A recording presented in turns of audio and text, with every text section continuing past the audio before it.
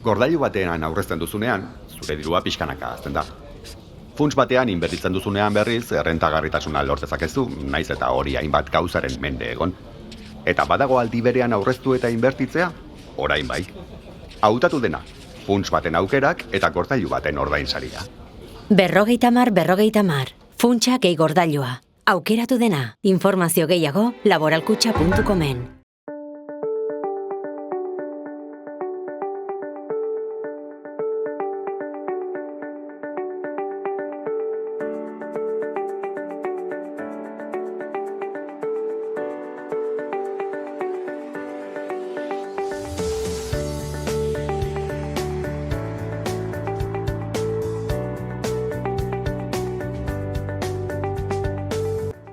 Kaixo eta ongetorriak saio berri batera, gaur martxoak 3 astelena, bi elkarrizketa berri izango ditugu. Alde batetik, gure ohiko kolaboratzailea eta historiagilea den Javier Mangadorekin egongo gara. Mangadorekin egon ginen aurreko saioan erorien monumentuaren historiarekin hasi ginen, eta gaur monumentuaren barrualdea aztertuko dugu. Eta beste alde batetik, saioa eta aritzekin egongo gara, Ernai gazte mugimendutik datozenak.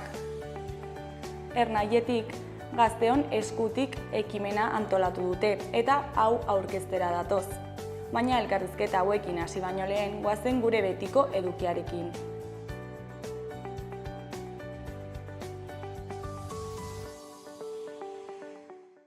Goazen orain gaurko efemerideekin.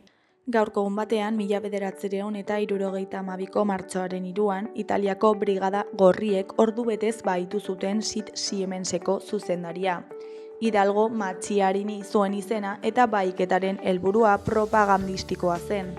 Langileriak gorrotu zituen pertsonaiak ustekabean bahitu lepotik zintzilik afitxa bat jarri argazkia egin eta prentsara bidali ostean aske uzten zituzten beren fabrikara langileak sartzen ari ziren unean, denen artean. Halako bahiketa ugari egin zituzten BGek.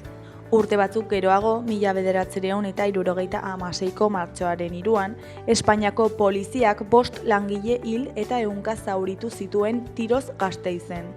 Greba orokorra deituta zegoen eta 100 langile Zaramagako elizan zeuden elkartuta.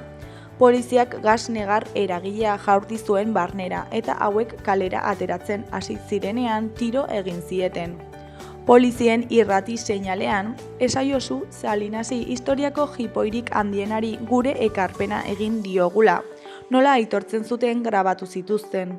Egun berean baina, 1979an, Soriako kartzelan zeuden 23 euskal presok zainak moztu zituzten. Dispertsioa eta kartzelan jasaten zituzten erasoen aurkako ekintza izan zen. Haietako batzuk gose greban zeuden beste preso batzuekin batera. Sekulako odol putzua eragin zuten, polizia batek konortea galtzeraino. Euskal Herriko hainbat lekutan poliziarekin istiluak izan ziren Soriako presoen alde antolatutako protestetan. Eta bukatzeko 1985ko martxoaren 3an, Erresuma Batuko mehatzatirien greba historikoa amaitu zen, langileen porrotarekin.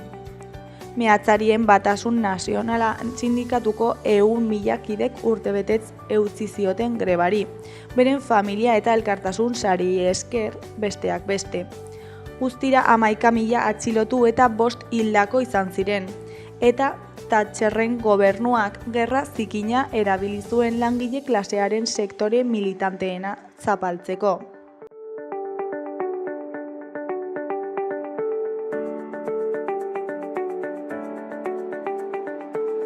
Ikus dezagun aste honetan daukagun agenda. Asteazkenean Nafarroako Antzerki Eskolan irriziklo ekimenaren baitan stand-up izeneko bakarrizketa egongo da. Lanku kultur zerbitzuen proposamena da stand-up. Mirari Martiarena eta Idoia Torregarairi daude obraren gibelean, eta bere betaurreko moreekin eguneroko kontuak birsortzen dituzte.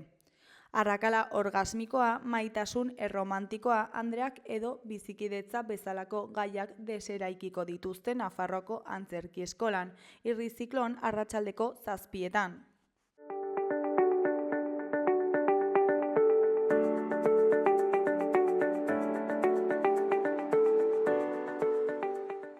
Ikus dezagun gaurko egunkarien azalek zer dioten. Diario de Notiziasen titular nagusian, milaka dezakete erreklamazioa revolving txartelen gardentasun faltagatik. Gorenaren bi epaik Nafarroako auzitegian finkatutako irizpidea indartzen dute. Foru komunitateko plataforma batek 1500 eskari baino gehiago aurkeztu ditu 3 urtean. Argazki nagusian, Budimirren keinua atzo penaltiz bere 57. gola sartu baitzuten Osasunarekin lehen mailan. Titularrean, egan egiten duten puntu gehiago. Osasunak atzera egin du eta Valentziak berdindu egin du 87. minutuan. Osasunak atzera egin du eta Valentziak berdindu egin du 87. minutuan. Hori koloreko berrietan, alde batetik emakume batek ziripotari bizia emango dio lantzeko inauterietan. Beste alde batetik, elurrak eta lokatzak ziprizten dute galartaia. Eskuineko berrietan, batetik dantzarieneako dendetan 70 artikulu baino gehiago lapurtu zituen banda bat erori da. Bestetik, Israelek Gazako zerrenderako laguntza eta elikagaien sarrera eten du. Jarraian sexu jasarpena politikan argitara ematen da. Amaitzeko Europako liderrek Ukrainako bake plan bat prestatuko dute. Diario de Navarraren titular nagusian, Europako buruzagiek Ukrainiarako bake plan bat prestatzea erabaki dute, Trumpek onar dezan. Von der Leyenen ustetan Ukraina eta Europa berrarmatu behar ditugu lehenbailen. Argazki nagusian, Lukas Torrok eskuak burura eraman ditu partidaren une batean. Titularrean, HKBA sadarren beste berdinketa batekin. Osasunak 3-3 jaso zuen 87. minutuan, lehen zatian markagailua irauli ondoren. Budimir Osasunaren historiako golegile nagusia da. Eskuineko berrian, Nafarroak 3 urteko beherakada izan du ikerketa, garapena eta berrikuntzako inbertsioan. Goiko berri eta argazkietan inautiriek kolorez eta mozorroz betetzen dituzte Nafarroako kaleak. Gararen titular nagusian, Israelek Gazako laguntza blokeatu du, su-etena eta CIJ-en agindua urratuz. Laguntza humanitariorako mugako pasabideak ixtea Hamasi presioa egitea du helburu, Tel Aviveko baldintza berriak onar ditzan. Argazki nagusian, Budimir Osasunako jokalaria dugu, atzo sadarren Valentziarren aurka jokatutako partidan. Titularrean, Budimirrek bere 58. gola sartu du eta aurrezko letrekin sartu da Osasunaren historian. Erdiko berrian, Ebaba Amaida Saharako kazetaria Flores de Papel libroaren egilearen arabera, Saharako gatazkari buruzko isiltasunak pisua du. Eskuineko berrietan, alde batetik Iñaki Iriondoren analisia dugu, EAJak ibilbiderik gabeko agintea aukeratu du. Beste alde batetik Malli Txintxurretaren erreportajea dugu, zestoa eta bere zaintza sare komunitarioa. Jarraian Julen Diaz de Argote martxoak 3ko historialariaren arabera, poliziak aginduak jaso zituen eta lezio bat eman nahi izan zuen. Goiko berrietan Ukrainian su-etena lortzeko plana aurkeztu nahi dute Paris eta Londresek. Euskal Herria irratiaren titular nagusian, puntuka ez da nahikoa. Sadarren eta jeitxiera postuetan den Valentziaren kontra ez zuen garaipenik lortzerik izan gizonezkoen Osasunak. Enegarren berdinketa lortuta eta azken 15 partidetan garaipena bakarra eskuratuta agur esan dio datorren urtean Europan aritzeko aukerari. Eskuineko berrietan, goikoan urte erdiz itxita egongo da Labrit pilotalekua. Uztailaren 15etik abenduaren 31ra Iruñeko Labrit pilotalekua itxita egongo da bertan egingo diren zahar berritze lanak amaitu bitartean. 1 bateko aurrekontua izanen dute obrek. Behekoan, aste honetarako lanuzte partzialak bertan behera geratu dira Iruñerriko hiri garraioan. Bilabesetako gidariek bertan behera utzi dituzte aste honetarako deituak zituzten lanuzteak, TCC enpresako zuzendaritzarekin eta Iruñeko mankomunitatearekin egingo diren bileren aurrean jarrera baikorra erakustearren.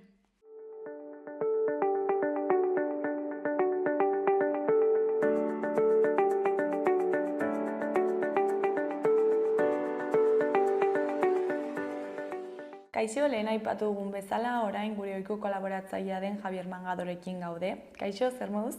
Ongi eta zuek. Oso ongi baita ere. Aurrekoan hasi ginen Erorien monumentuaren historiarekin, ezta? Eta gaur barnealdera sartuko gara. Hori da. Eta igual hirugarren baterako utziko dugu barneko irudiak, ze dira oso adierazgarriak ere bai, nahiko aberatsak, eta ezagutzeko nik uste dut modukoak eta merezi dutenak. Kontua da, gogoratuko dugu pixka bat monumentuaren jatorria, nolabait, nondik sortu zen, nork bultzatu edo ez? Pentsatzen da, askotan, edo maiz pentsatzen da, Espainiako gobernuaren kontua izan zela eta ez, hemengoa, ez? Behin hori irentsita, ustezkoa da diputazioaren kontua izatea, baina ez da ere, orduan bultzatzailea izan zen Nafar Euskal Herriko arkitektoaren elkargoan. Horiek nolabait asmatu zuten edo iniziatiba hartu zuten olako monumentu bat egiteko. Aurreko programan ja ikusi genituen beste hainbat iniziatiba edo ideia batzuk baziren, batzuk oso bitxiak, beste batzuk ez hainbeste, obelisko bat edo Eunate Eliza erabiltzea horretarako. Azkenean, monumentu eder bat egitea erabakitzen, ez? Proiektua arkitektuen elkargoak sortu zuen, batez ere Jose Llanos arkitektoak bultzatua, berak egin zuen proiektua, edo proiektuaren hasiera eta proposamenak eta dena, ez? Orduan, diputazioak onartu egin zuen proiektu hori, edo ideia hori onartu egin zuen, baina inposatu zuen edo nolabait bere ustez zen zuzendari moduan Victor Eusa aproposena, ez? Orduan, tirabira horretan, erabakitzuten bien artean egitea, Jose Llanos zuzendari moduan agertzea, Victor Eusa zuzendari moduan agertzea, eta hirugarren bat, Jose Altzugarai. Total, ideia aurrera joan zen haien bitartez, ez? Baina proiektuan parte hartu zuten arkitekto guziek. Norbaitek, bakoitzak bere mailan, ideiak ematen edo iniziatibak edo historiak, baina guziek parte hartu zuten horretan. Aurreko egunean ez genuen komentatu, baina diputazioa sartu zen proiektu horretan, beste batean sartuta zegoenean. Hau da, beste monumentu bat eraikitzea erabaki zen, hau guzia etorri zen, ideia zen, alde horretako hildakoei eskaintzeko, ez? Baina baita ere bultzatzaileak, hau da, Sanjurjo eta Mola generalak. Kontua da, biak zendu zirela bi istriputan, hegazkin istripuetan biak gainera. Eta orduan, 1997an Mola hil zenean, orduan istripua gertatu zen Burgosen, Alkozero izeneko herri ondoan, ez? Orduan, hangoek pentsatu zuten, Burgosko nagusiek eta, pentsatu zuten han monumentu bat egitea, ez? Eta hortan sartu zen hemengo diputazioa. Mola oso lotuta zegoen Nafarroarekin, ez? Batzen gobernadore militarra, garai hartan. Eta orduan, diputazioa diru laguntza bat eman zuen. Igual, desbideratuko gara pixka bat, ze monumentu gura izan zen oso bitxia. Garai hartan, altxamendua edo gerra zibilaren hasieran, baziren 3 buru, Sanjurjo, Mola eta Franco. Orduan, beste mai horretako 3 hanketatik 2 istripuz hil ziren. Beti izan da, pixka bat, susmoak izan dira horren inguruan, ez? Franco geratzea bakarrik, orduan oso onuragarria izan zitzaion berari, Orduan, bueno, nolabait noraino istripuak izan ziren edo ez. Gainera, biak berdinak izan ziren. Biak oso antzekoak, oso antzekoak. Azkin bat, zera, istripu bat izan ez. Orduan, kompetentzia hori geratu zen ja libre, ez? Francoren bidea geratu zen libre. Hala ere, bultzatzaile nagusia, altzamenduaren bultzatzaile nagusia, beraz, Gerra Zibilaren bultzatzaile nagusia, nolabait esateko, mola generala izan zen. Eta hemen oso maitatua gainera, Nafarroan oso, karlistek eta alde bateko horiek oso maitatua, ez? Orduan, bera zen, irudi nagusiena, ez? Monumento bat egiteko momentuan, ez? Eta orduan, Burgosekoek pentsatu zutenean zera hori, han monumento bat egitea, diputazioak diru laguntza eman zuen proiektuan, ez? Eta orduan, dirudienez, hori ja, hainbat iskributan agertzen dira, hainbat testutan, iritzia gora eta bera, Frankok onartu zuen, noski, zera personaje importantea zen, momentu hartan, ez? Eta oso eraginkorra, gainera. Baina, kompetidorea, nolabait esateko, ez? Franko baietz esan zuen, bultzatzeko zela, beste alde batetik, jaba zegoen ez era Madrileko monumentoa egitea, Eskorrial ondokoa, hori bai itzela dela, ez? Eta orduan, Burgosekoa, baietz, ala, sin más. Kontua da, istripua gertatu zen, olako menditxo batean, ez? Muño batean. Eta muño hori dago, zera arbolez beteta, ez? Estalita. Eta orduan zabaldu zuen, eremu bat zabaldu zuten, ala monumento bat egiteko. Eta kontua da, monumentu hori ez da inondik inora ikusten. Osea, ezkutatuta dago. Oso nahiko handia da, ikusgarria da, baina ez da inondik ikusten. Orduan, nolabait, ala edo nola, molaren oroitzapena toki hartan geratu zen pixkat ezkutuan, ez? Baina nala ere monumentua egin zen, eta hemengo diputazioa parte hartu zuen. Horretan zegoela, baita ere sartu zen honetan, ez? Eta hau ja bai bultzatu, ez? Eta horretarako lurra behar zen, lurra nahiko gozoa gainera, orubeak ziren nahiko garestiak momentu horretan, zabalgune bete-betean zegoelako. Orduan, holako monumentu bat egiteko eta ondoko plaza eta gibeleko lorategia, terreno horrek jaten zuen orube asko, lau orube, non gutxi gora bera. Eta orduan udalarenak, gainera.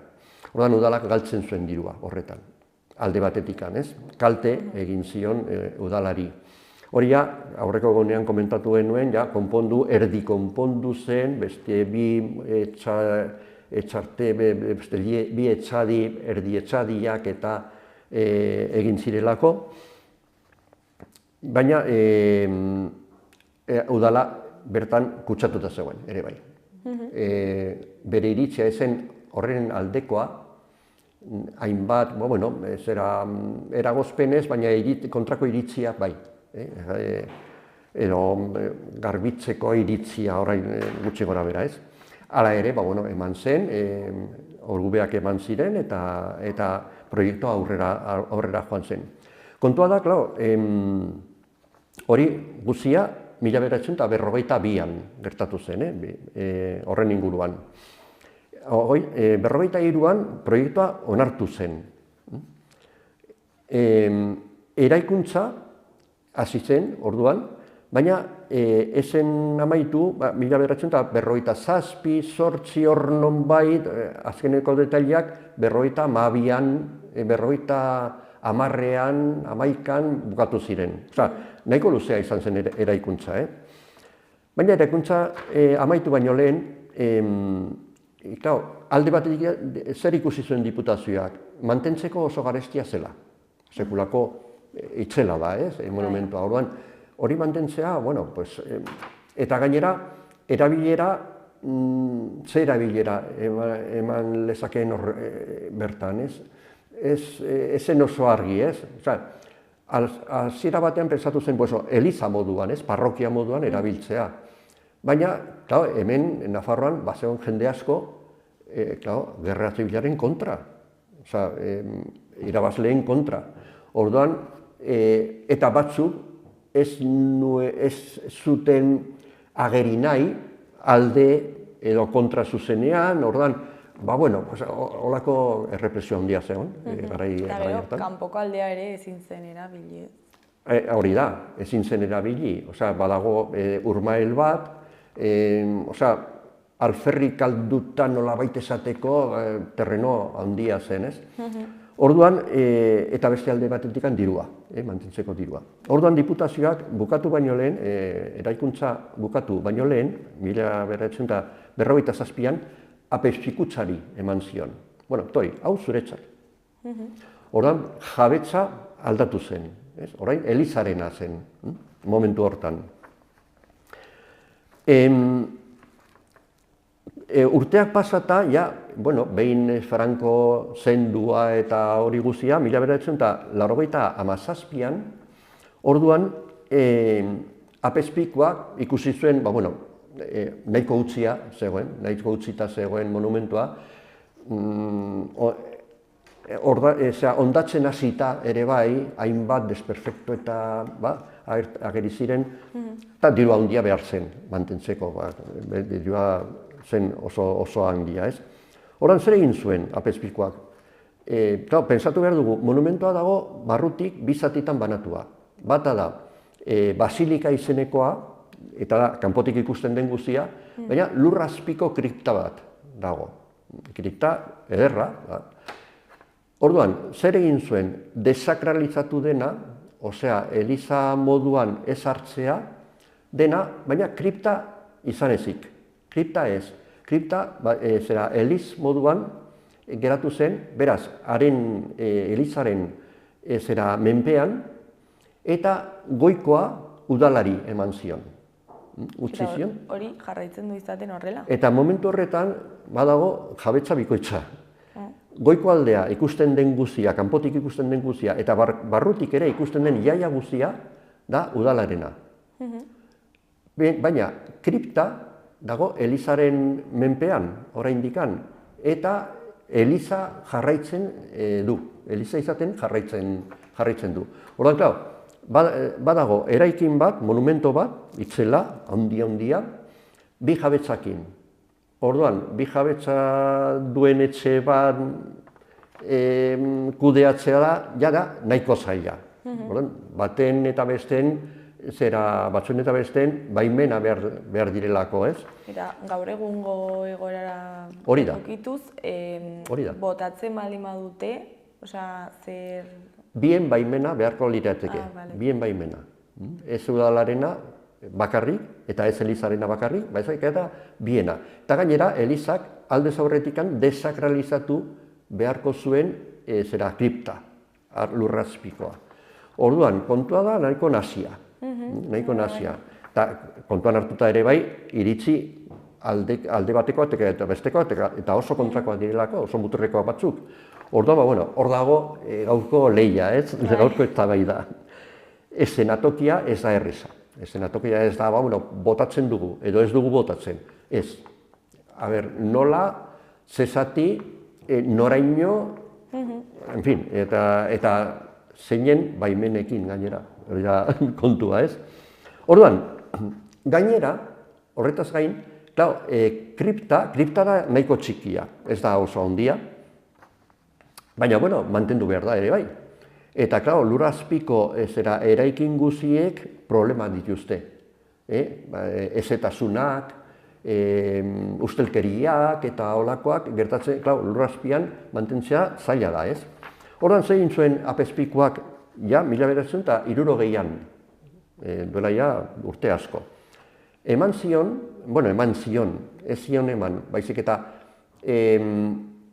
azaldu zuen, agertu zuen egoitza, elkarte baten egoitza. Elkarte hori zen Hermandad de Caballeros Voluntarios de la Cruz izenekoa. gerra zibila bukatuta sortu zena. Eta orduan horiek arduratzu ziren mantentzeaz, apaintzeaz, baina baita ere meza bat, hilero, meza bat egiten zuten bertan meza bat. Eta hori ere izan da oso eztabaidatsua. Ze memoria historikoaren legearen arabera, gertaiteke olako mezetan edo olako ospakizunetan legediaren kontrakoak izatea. Ez dirako mantentzen behar diren zera hori, ez? Orduan, hor dago beste salsa bat, ez? Eta, printzipioz, egoitza, elkarte horren egoitza da, oraindikan. Orduan, nik ez dakit ja gaur egun meza horiek egiten jarraitzen diren, edo ez, nik ez dakit. Baina orain arte, duela gutxi arte, bai egiten ziren, hilabetero. Orduan, naziago oraindikan, ez? Orduan, ja sartzen baldin bagara bakarrik eraikina den zera eremuan, orduan esan dugu hori ez, eraikuntza bi zatitan banatuta dagoela, goikoa eta behikoa ez. Basilika izenekoa goikoa eta kripta izenekoa behian. Orduan, goiko aldean,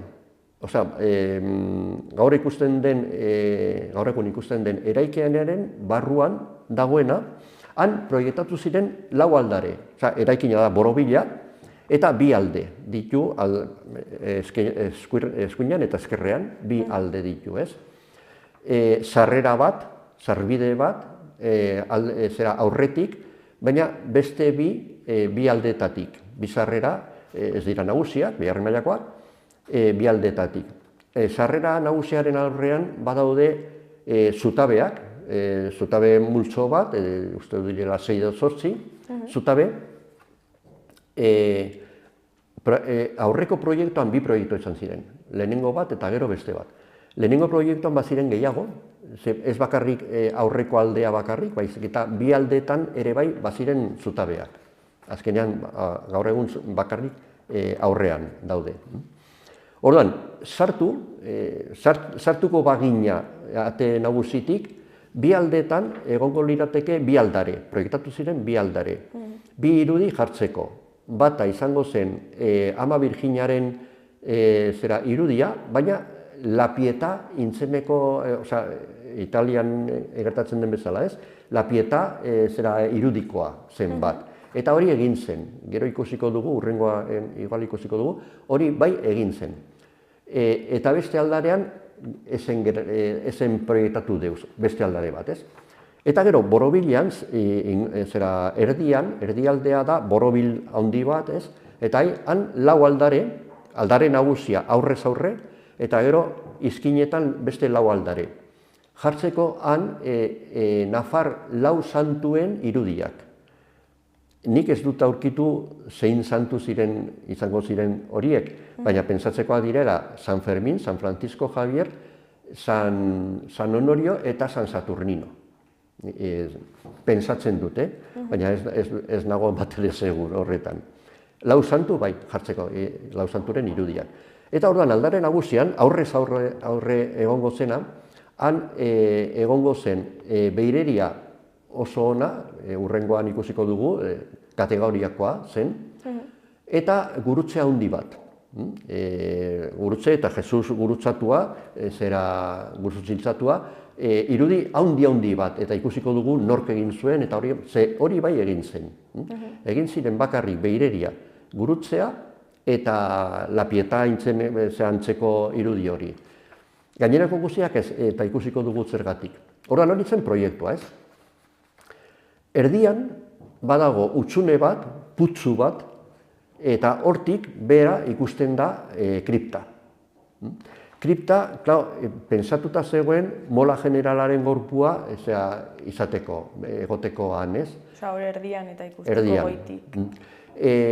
Irudia zen oso zantzekoa los invalidos, Pariseko basilika hori, horren inguruan. Han badago kripta bat, zulo batetik ikusi daitekeena, goitik bera ikusi daitekeena, eta behian erdi-erdian dago Napoleonen hilobia. Napoleonen ohorez egina.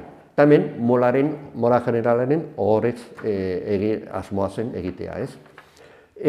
Kontua da, ezen egin nola, sartu zelako ere bai Sanjurjo generalen beste hilobie bat, eta horrean bi albotan jarri zituzten zera biak, ez? Zulo hori, nahiko borobila, nahiko handia da, horren inguruan badago baranda bat, Victor Eusak diseinatuta, oso ona, eta aldare nagusiaren aurrean beste baranda bat, berdin-berdina. Biak Victor Eusak proiektatu zituen. Beraz, eleganteak, dotoreak, kalitatezkoak. Gero, Borobil horren lau aldeetan, ere bai, baziren lau eskailera zabal kriptara jeisteko. Bazen komunikazioa, baina zuzenean zera ikus daiteke, oraindik ikus daiteke. Oraindik ez, azkeneko erreforman hori guztia estali zuten, eta erabat banatuta geratu zen goiko aldea eta beiko aldea. Orain goitik ezin da ikusi. Estali zuten, gero, erabili zutelako garai batean edo epe batean erakusteko sala, erakusketak egiteko sala handi bat bezala, ez? Eta kripta geratu zen itxita. Itxita eta nahiko utzia. Gero agertu ziren ja, isuriak eta ezetasuna, eta hango zikina geratu zen. Bale, orduan, zer gertatu zen? Lehenengo asmoa zen, aurreko egunean ere komentatuko genuen, botozko basilika bat izatea. Zer da botozko, botiba, esaten da erderaz. Zer da botiba? Da, gogoratzeko, hildakoak, norbait gogoratzeko, eta kasunetan hildakoak gogoratzeko, alde bateko hildakoak ez, hildakoak Sanjurjo eta Mola barne. Orduan, olako eraikinetan, botiba edo botozkoak direnean, orduan ezin da inongo irudiri jarri. Nik ez dakit zergatik, baina dirudinez, araua, ez dakit Eliza araua edo arkitektuen araua edo ze historia den, baina ezin zen. Orduan, onartu zuten gurutzea, paratzea, Ama Birjinaren irudia ez, eta orduan Ama Birjina kendu zuten, eta orain dago ondoko parrokian, irudi hori, eta beste lau santuen irudiak ere ez. Orduan geratu ziren lau aldare, utxik, gehi beste bi alboko aldareak ere bai utxik, eta irudi bakar bat eta zen gurutzea. Bai, nahiko bitzia. Beraz, utxutxik geratu zen dena. Aprobetxatu zen, gero, jartzeko, hormetan, jartzeko hildakoen izenak. Holako plaka, marmolezko plaka handi batzuetan, eta anagertzen dira 4.653 izen. Eta dira hori, gerraren aldeko, irabazleen aldeko izenak, hil zirenak. Dira hemen, Nafarrokoak edo... Bai, Nafarrokoak guztiak. Orduan, eta horiek gaur egun daude estalita. Osea, plaka badaude, baina estalita, nolabait estalita, ez dakit oial batekin edo nola estali zituzten, baina estalita daude, ezin dira ikusti. Gero, horrez gain, Sanjurjo eta Mola generalen hilobiak daude, horia behian. Eta orduan, behiko kripta antolatu zen ere bai, olako utxune batzuekin, printzipioz lau utxune, gero izan ziren 6 utxune, bitan, olako bitan jarri ziren Sanjurjo eta Molaren hilobiak, eta beste lautan, Parisen egin zuten bezala el monumento al soldado desconocido, olakoa, ez? Lau soldadu, lau gorpu, bolondresenak, voluntarioenak, eta bakoitza merindade batekoa. Lau merindade, lau gorpu. Orduan, hala egin zuten, baina merindade batean, uste dut Riberakoan, sartu zuten bi anaia. Anaiak ziren, orduan biak, beraz, badaude. Baziren, momentu honetan ja ez daude, ez? Baina baziren, bere momentuan, 5 hildako soldaduak, voluntarioak, gehi bi general. 7 hilobi, 7 gorpu. 6 hilobi, baina 7 gorpu. Gero ja, hori guzia, kendu zenean, kendu ziren gorpu guziak. Noiz, kendu ziren? Kendu ziren, bai. Bai, baina noiz. Noiz, duela gutxi. Duela 2000 eta pikoan uste dute, hemen, uste dute, ez dutela apuntatu, baina ez, 10-20 urte, ez hainbeste. Ezen, nik uste dut, mende honetan, 21. mendean. Familien zera baimenarekin, eta gero, generalak ere bai, eraman zituzten, bere tokira, orain dauden, hilobiratuta dauden tokira, ez? Hemen ere bai, beste gauza bitxi bat gertatu zen, mola generala hil zen Gerra Zibila amaitu baino lehen, 37an. Orduan, hil eta berehala, diputazioak gorpua eskatu zuen, ona ekartzeko. Ideia zen, bertan lurperatzea, ez? Baina, eraikina ezen erina, orain dikan. Orduan, non lurperatu zen hilerrian, gure Iruñeko hilerrian, ez? Eta, kasualitatez, bere hilobia zegoen beste baten aurrean, eta beste horretan, zegoen Gerra Zibilian kontrakoen lehenengo hildakoa gertatu zena. Eta zen Guardia Zibilaren kapitaina, ez zegoen altxamenduaren aldekoa, ez zegoen alde, mola generalak estimua zuen horrekin, eta abisatu zion, deitu zion bere gelara, bere despatsura, eta zion, begira, datorren egunetan, altxamendua egingo dugu, orduan zu alde edo kontra, ni kontra. Ni Republikaren alde egongo naiz beti, zen ni, nire zin egitea izan da gobernuaren alde. Orduan, ni gobernuaren alde. Eta lagunak ziren. Eta ezagunak, bai, lagunak elkarri biliak ez. Baina bai nolabaiteko estimua, zuten elkarren artean. Eta orduan, molak esan zion, atengaze usted a las consecuencias.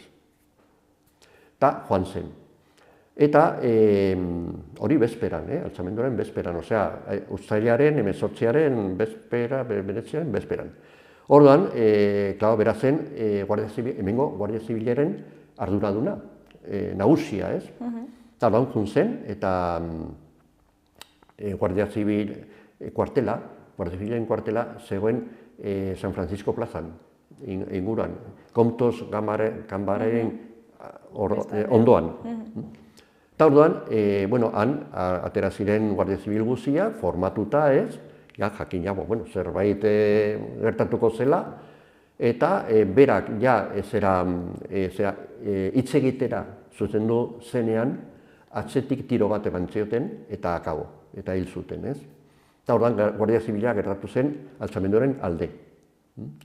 Nagusia, hilda, ez? Nagusi horren Medel kapitainaren gorpua, hilobia, zegoen justo molaren hilobiaren aurrean, hilerrian, ez? Orduan, beste bitxikeri bat. Gero handik atera zuten, behin monumentua egina, handik atera zuten molaren gorpua eta pasatu zuten beste aldera. Eta Sanjurjorena ere bai. Eta gero beste guztiak ere bai. Hori da, beste pasadizo bat, bitxia, ez? Eta hori guztia, horrela geratu zen, hori, azkeneko mende bukaera arte, eta orduan ja egin zen,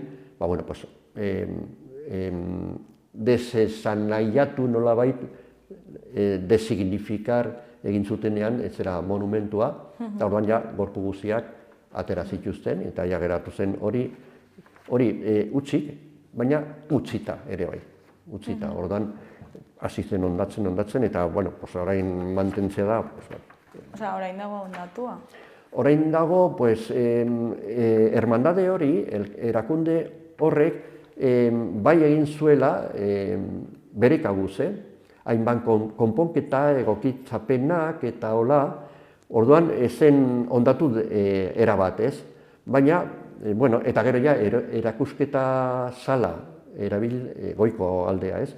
Erakusketa sala moduan erabili zenean, orduan bai olako, garbiketa sakon bat egin zuten, batez ere goiko, kupula barneko ezera irudiak, hori bai hori mantendu behar dira, ze urrengo egunean ikusiko dugu, ez? Baldiotsu dira eta mantendu beharrekoak ere bai. Eta gainera babestuta daude. Eta eraikina babestuta dago eta kripta ere bai babestuta dago. Maila desberdinetan, baina babestuta dago. Hori da, beste oztopo bat, edo beste zailtasun bat botatzeko edo aldatzeko. Edo kentzeko eta zerbait egiteko, edo moldatzeko ere bai. Orduan, baina hori da beste punto, beste kontu bat, ez? Eta orduan, behin ja bukatuta, eraikina bukatuta, edo bukatzea zegoenean, orduan, hasi ziren apaindurak proiektatzen. Eta apaindurak ziren, bi irudi horiek, gurutzea, eta Ama Birjinaren errukine, pieta bat, bi irudi horiek, eta gero pinturak, bobedako, kupula azpiko pinturak. Eta orduan, horrekin egin zen ere bai, olako konkurso bat, lehiaketa bat, azkenean pinturak egokitu zitzaion Ramon Stolz, pintore famatua zen bere garaian, Valentziarra, ikusiko dugu hurrengo egunean nola ibili zen, nola egin zuen, nor zen bera. Gero, gurutzea beste bati eman zioten enkargua, ezen lehendabizikoa atera, bigarren batean, nahiko garestia zen hasieran, orduan moldatu zen beste batekin, eskultore oso ona ere bai. Ama Birjinaren irudia beste bati eman zitzaion, ez era enkargua, eta berak egin zuen, eta iruditzen baldin behar zazu, urrengo egunean ikusiko ditugu gora bera guzti haiek. Izan ziren gora bera nahiko bitxiak, nahiko desakordioak gertatu ziren, eta bai, gora berak izan ziren. Bale, orduan utziko dugu urrengo kapitulurako. Urrengorako, hori da. Irudi guztiak, imagineria guztia, ze da nahiko bitxia, eta baliotsuak dira. Ikusiko dugu nola bat mantentzen da elizan, ondoko elizan,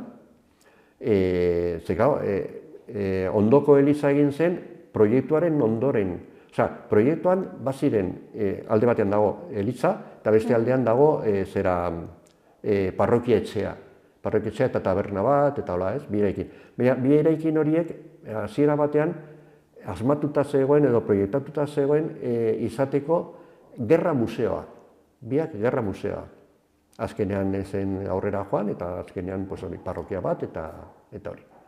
Eta hori izan da dena, gaurkoz. Oso interesgarria, eta zuri eskerrak berriro ere gurekin egoteagatik, eta historiotxoak kontatzeagatik. Bai, nik uste dut, gauza hau, monumentua orokorrean, ez dagoela oso ezaguna, ez dela oso ezaguna. Eta orduan, nire uste, ja da nire uste apala ez, falta da hori, informazioa, ni proposatuko nuke, norbaitek hartzen du enkargua edo proposamena, zerbait edo deus egin baino lehen bisita gidatuak antolatzea, barrutik ikusteko. Nola dago, ongi, gaizki, zer dago barruan. Eske hori ez da jakiten, ez dugu jakiten, itxita dagoelako, zuzen, osea, arras itxita dagoelako. Orduan, bueno, pues, pixka bat ireki zabaldu, pixka bat, ezagut dezagun Iroñatarrok zer dagoen, nola dagoen, zer esan nahi duen gauza bakoitzak, inkluso bizita gidatuak, zergatik ez. Nolako, bueno, Botatzen dugu ideia, hor dago, bai, norbaitek hartzen du, airean geratzen da, eta ber. Eta aurrengorako uzten ditugu pinturak eta Hori, irudiak. irudiak, a ber. Bueno, mila esker eta aurrengora arte. Zuei, beti.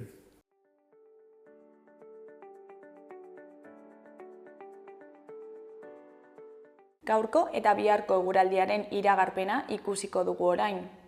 Gaur, astelena, hodei ugari eta euri pixka bat izango dugu. Hegoaldean hodei gehiago pilatuko da eta euria egiteko probabilitatea ere handiagoa izango da, batez ere arratsaldetik aurrera.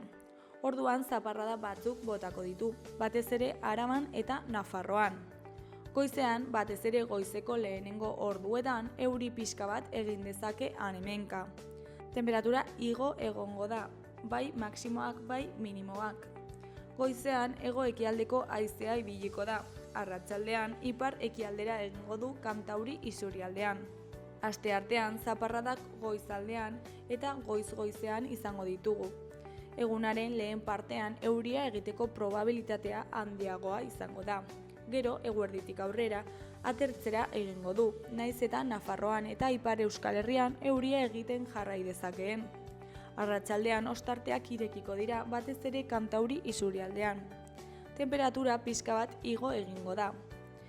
Hego ekialdeko haizea ibiliko da. Arratsaldean eki-ipar ekialdera egingo du kostaldean.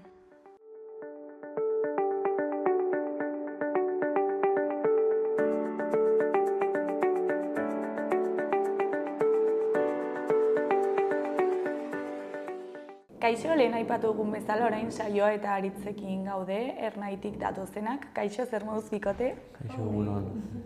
Bueno, Gazteon eskutik ekimena aurkeztera zatozte, ezta? Eta zertan datza ekimen hau? Zer da?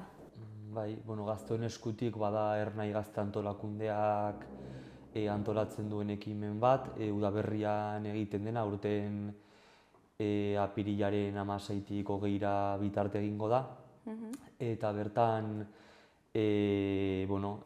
mota ezberdinetako ekintzak egongo dira, alde batetik kontzertuak, hitzaldiak, bestelako aisialdi eskaintza, eta helburu nagusia bada ahalik eta Euskal Herriko gazteria independentista zabalena aglutinatzea bertan. Eta zergatik sortu zenuten beharren bat ikusi zenuten hau sortzeko? Gazte antolakundeak Ernaik urteak daramatza udaberriko ekimena antolatzen, izen eta formato ezberdinetan. Gazte topagunea izango litzateke pixka bat aurretik edo sortu izan den ekimena, eta duela 2 urte, hobe esan da iaztik, Lezoko ediziotik, Gazteon eskutik izenez antolatzen dugu, eta urten Berriozarren tokatzen da. Eta pixkat sortzen da, ikusten delako gazteok ditugula kezka, behar, nahi espezifiko batzuk, eta horiei pixka bat horiek asetzeko helburuarekin sortzen da Gazteon eskutik ekimena. Gazteon jakinmin eta nahi politiko, sozial, kulturala asetzeko asmoa daukagu, eta gainera gazteak politizatzeko eta antolakuntzara hurbiltzeko asmo hori ere badauka Gazteon eskutik ekimenak. Eta ze momentu politiko eta sozialean aurkitzen gara? Nola egiten duzu Ernaitik irakurketa? Momentu honetan, kapitalismo heteropatriarkalaren krisian izkoitz baten aurrean aurkitzen gara, eta horren aurrean ikusten ari dugu modu ezberdinetan areagotzen ari direla jarrera erreakzionario zein joera ultraeskuindarrak. Gaztearen zati bat, geroz eta antifeministagoa, arrazistagoa, LGTB-fobikoagoa eta bar izaten ari da. Eta egoera honen aurrean, gazteriari bestelako hortzimugak aurkeztu behar zaizkiela uste dugu, eta haiei sinestarazi posiblea dela bestelako Euskal Herri batean bizitzea. Eta hortzimuga horiek guk Euskal Herri aske baten barruan ulertzen ditugu, jakinda Euskal Herri hori gaurtik eraikitzen dela auzo eta herri guztietan egiten den lanarekin. Eta testuinguru honetan, ze paper dauka Gazteon Eskutik ekimenak? Gazteon Eskutika gizartearen noranzkoa iraultzeko momentu bat izan nahi du eta aldi berean ere gazteriarentzako inflexio puntu bat izan nahi du. Gainera, ez ditu bakarrik gazteriaren desirak asetu nahi, baizik eta hauek eraldotu ere. Ze gaur egungo testuinguru sozial eta politikoan bakarka bizi gara, dena individuan, eta gure premisetakoa da kolektiboan lortu ezkela bakarka egin ezin diren gauza asko ez gehiago. Eta horregatik Gazteon Eskutika da komunitatea eta kolektiboa balioan jartzeko momentu bat. Eta gero Gazteok antolatu duzuen ekimen bat da, ezta? Zer suposatzen du honek? Nik uste Gazteok antolatako ekimen bat izateak ematigula aukera Gazteoi ahots propioz jarduteko eta gainera ere ematen diola balio bat Gazteok egiten dugun lanari ikusita azken aldian gizartearen artean zabaltzen nahi dela askotan diskurtso bat gazteak ez gara mugitzen, ez gara konprometitzen dela, eta Gazteon Eskutikarekin ikusten da gaztek mugitzen garela, konpromezu bat dugula mugimenduarekiko, eta prest gaudela ere mugitzeko. Eta antolakuntza handia dauka ekimen hau atzetik, ezta? Eta nolakoa izan da prestakuntza hau? Nik itzen dut Berriozarretik. Berriozarren hasi ginen ja elkartzen eta bilerak egiten ikasturte hasieran edo, topagunea Berriozarren izango zela publiko egin baino lehen. Eta hori, alde batetik antolatzen, elkartzen ginen Ernaitik Gazteon Eskutikaren egitura nazionalarekin, gehien bat egitura horretako kide batekin, eta udaletxetik ere elkartu dira behin baino gehiagotan haiekin, dena antolatzen joateko, instantziak egiteko, instantziak eskatzeko eta hala. Eta dena auzolanean eginda, ezta? Nola ezakit antolatu zarete talde ezberdinak egon dira prozesu horretan, ezakit? Egia da ere, orain esten ari izaten ari ditugula egiteko gauza gehiago, ze orain arte ziren hori gehiago instantziak eskatu eta gehiago udaletxetik, eta guri berez tokatzen zaiguna da, edo Ernaitik, jendearekin hitz egitea, jendea konbentzitzea etortzeko, auzolanean gurekin lan egiteko, eta orain justazten ari gara bizilagunekin kontaktuan jartzen, zaidez saltzeko gune handien ondoan bizi direnei zer egongo den egun horietan zehar, komertzioekin hitz egiten ere, eta berrekin eta hori justu egiten gara orain, eta ere txandak edo topagunean egongo diren txandak orain hasi dira etortzen, izan direla elkartean egon bazkariak antolatzeko eta prestatzeko ekimena baino lehen bitartean eta ondoren, gero ere etorri ziren pixka lehenago, baina segurtasun txanda batzuk, segurtasun hartu nahi izateko, eta gero eski hori auzolana oraindik hasten ari da gehien bat orain. Eta egia da ere prestatzen egon garela Ernaitik independentzia eguna Ernaiko komunitatearekin, independentziara eguna, eta hori. Baina gara ere orain arte gehien bat izan dela bilerak egitea, aurkezpena kantolatzea Berriozarren, zen genuen bat publiko egin baino lehen eta beste bat ondoren, eta hori. Eta zer izan da gauzarik zailena edo ze aurre ikusten duzu izango dela gauzarik zailena? Ez dakit, egia esan da, jendea dago nahiko aktibo eta prest laguntzeko eta jendea galdetzen da txandenatik edo hasieratik esan digute edo zer behar izatekotan presten direla. Orduan, igual, oraingoz zailena izaten ari dena da gehiago denbora izatea, Gazteon Eskutika, militantziako beste espazioak eta gauza guztiak egiteko denbora izan izatea. Eta gero behin hasten dela, zer aurkituko dugu, zer egongo da entzuteko, ikusteko eta ikasteko bertan? Bai, bertan ekimen eta gitara Zabala egongo da 3 egun horietan. Kontzertuak egonen dira, gainera apustu handia egin da Iruñerriko estena musikala edo bertan egon dadin.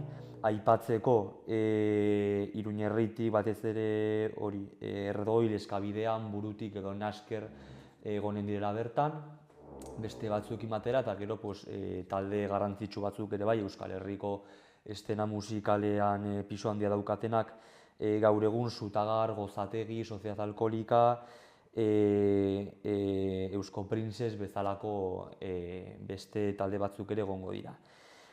Eta gero eskaintza politikoa egongo da, Zabala, saioak esan bezala gure etorkizuna, gazteok ditugun nahi behar, kezkak elkarrekin pentsatzeko eta parada egongo da, hausnartzeko parada egongo da, ikasle borrokaz, euskarak bizi duen erraldi linguistikoari buruz eta gazteok pantailekin gaur egun dugun harreman horretaz hausnartzeko pantailak euskaraz hitzaldia egongo da, etxe bizitzaren auzia ere bai, gazteoi erdigunean zeharkatzen diguna gaur egun, feminismoaz arituko gara, eta gero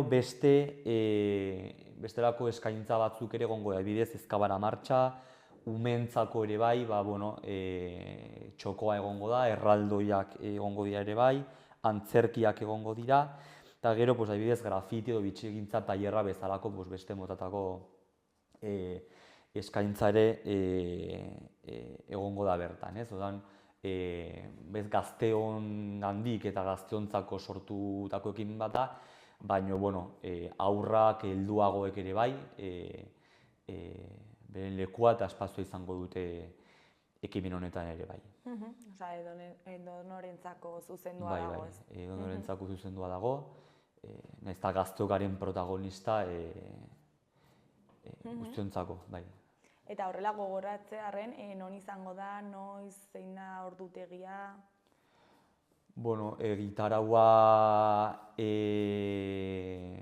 web orrian ikus daiteke, ernai.eus web orrian ikus daiteke Zabalago, baina gune ezberdinak egonen dira, Euskal Herria plazan egongo da guneetako bat, gero Berriozarko herrian egongo da gero beste gune bat Eguzki plazan, eta gero gune handia dela kontzertuen gunea egongo da Mendialdea eskolako patioan eta hortik, eta kanpalekua justo iristen, bidetik dago. Justo egongo da kanpalekua gune handia eta herriaren artean. Eta nola antolatu duzue hor kanpalekua? Segurtasuna eta hori nola antolatu duzue? Hori berez ez da Berriozarkoen ardura, hori txandak, segurtasuna eta gauza guztiak antolatzen dira antolatzen dituzte Gazteon Eskutiketik, eta hori normalen egoten da beti gauetan ez egun osoan zehar. Une oro txanda egoten da, bai. Bai, eta gotira pertsona batzuk akanpalekuaren sarreran ez,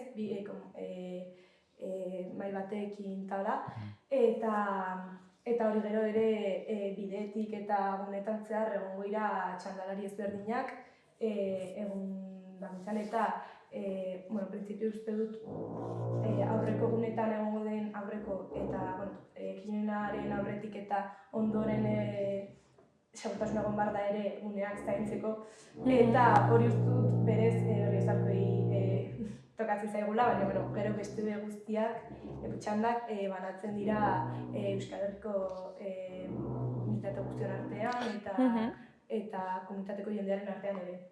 Eta, Bikote, zer da ekimen honetaz espero duzuena? Ekimen honekin espero duguna esan dudan bezala hasieran, ez?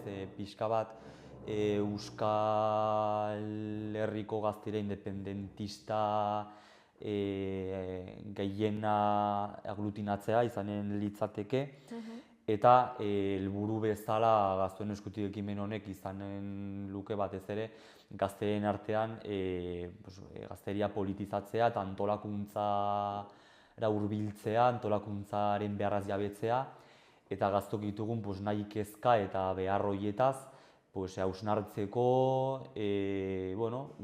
ditugun utopia eta nahi horietan amesteko leku bat, espazio bat izatea, ez? Hori izango litzateke apustua, eta ditugun helburu nagusiak gazteok protagonista izatea, esan dudan bezala gazteongandik eta gaztontzako sortutako ekimen bat da, eta beraz gure buru jabetza eta gazte boterea ere agerian uzteko espazio izatea. Eta gero ere, igual Berriozarrera eraman da, Gazteen Eskutik ez du izan nahi Berriozarrera etortzen den kanpoko movida bat, eta behin amaitzerakoan guztia, gutxune bat edo ezakit, izan nahi du ere Berriozarko gazteria eta mundu guztia politizatzeko eta mundu guztia igual elkarrekin auzolanean lan egiteko espazio bat eta ere saiatu gara hori hasieratik elkartzen egon gara Gazteen Eskutikekoekin herria inplikatzeko eta eragileekin hitz egiten ere haiek parte hartzen hitzaren atalogileekin talak jartzeko, dantza taldearekin,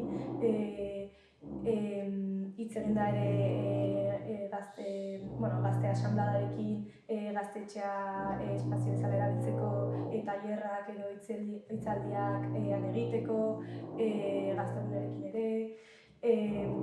Izan nahi duela ere Berriozarren eragin bat izango duen ekimen bat edo. Eta, Bikote, bukatzeko, ez dakit zerbait gehiago komentatu nahi zuen, jendeari mezuren bat bidali? Pixat bukatzeko alde batetik Iruña herrian eta Nafarroa osora eraman da ere bai, txoko ezberdinetan, auzo herria guztietan independentziara egunak antolatuko ditugu, martxoa eta apirileko lehenengo asteburua bitarte. Beraz, tokian tokiko gazteriari animatzea independentziara egun horietan parte hartzeko, eta Gazteen Eskutik ekimen honetara bidean motorrak berotzen joateko. Eta bestalde batetik, Gazteen Eskutik Berriozarren egingo den ekimenerako bonoak salgai daudela, Ernai.eu satarian, eta animatzeko ere bai erostera eta etortzera eta parte hartzera. Bikote, mila esker gurera etortzeagatik eta hain ondo azaltzeagatik, eta ea zer moduz joaten den ekimena, espero dugu oso ondo joatea. Eskerrik asko.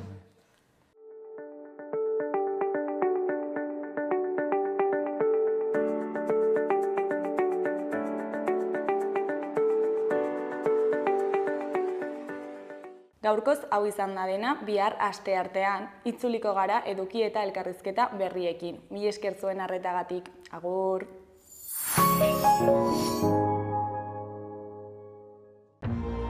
Gobierno de Navarra. Nafarroako gobernua. Gordailu batean aurrezten duzunean, zure dirua pixkanaka hazten da.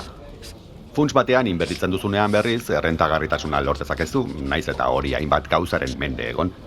Eta badago aldi berean aurreztu eta inbertitzea? Orain bai. Hautatu dena, funts baten aukerak eta gordailu baten ordainsaria.